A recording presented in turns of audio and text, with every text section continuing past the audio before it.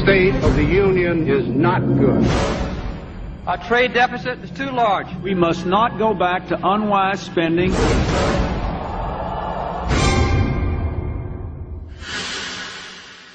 This is America.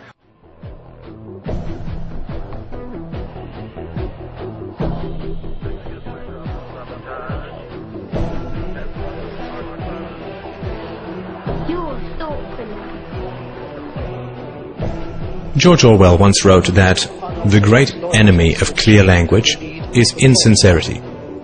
When there is a gap between one's real and one's declared aims, one turns, as it were, instinctively to long words and exhausted idioms, like a cuttlefish spurting out ink. You've probably heard confusing phrases like the trade deficit, the falling dollar, the national debt, unfunded liabilities, and so on, which all sound vague and actuarial and vaguely, well, not me. The reality behind these accounting phrases is perfectly monstrous. When someone, a foreigner say, loans money to the American government, what are they getting in return? Well, they are getting promises of interest payments and eventual repayment of the principal. Where does your government get this money? The government is not a business. It does not generate profits in the free market. So where does it get the money to repay its creditors? Are you beginning to understand that it is not dollars that are being sold, or bonds, or agency debt, or treasuries, or anything like that? Where is your government going to get the money to pay off its creditors? It's not pieces of paper, or contracts, or computer bits that are being sold. There is only one thing that the government has to sell. Governments have only one asset that they can use as collateral. Your leaders are selling you. When China lends $800 billion to your government, what they get in return is a guarantee that $10,000 plus interest will be taken from your family at gunpoint and shipped overseas. When a farmer gets a loan from a bank, he uses his livestock as collateral. It is the milk and meat his cows will produce in the future that he will use to pay off his loan. The bank is buying a share in his cows. You are the livestock that your leaders use as collateral.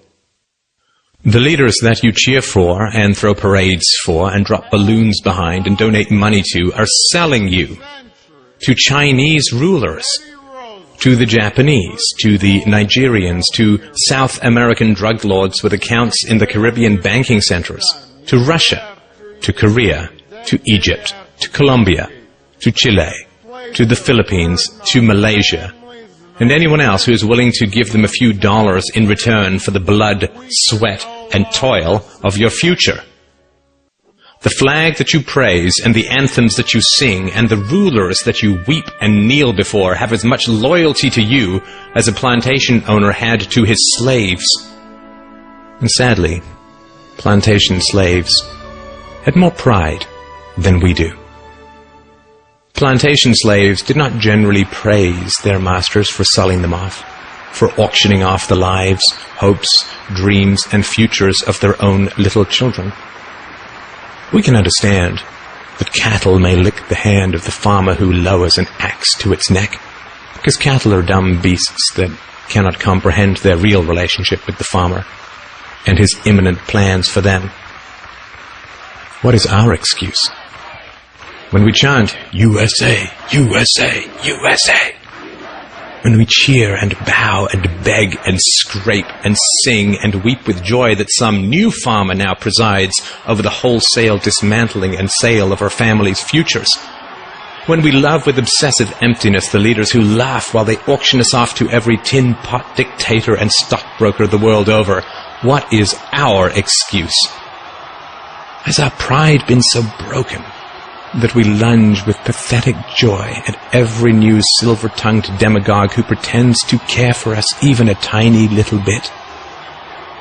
In the future, our children will demand to know why we knelt and cheered as they were sold off on the auctioneer's block.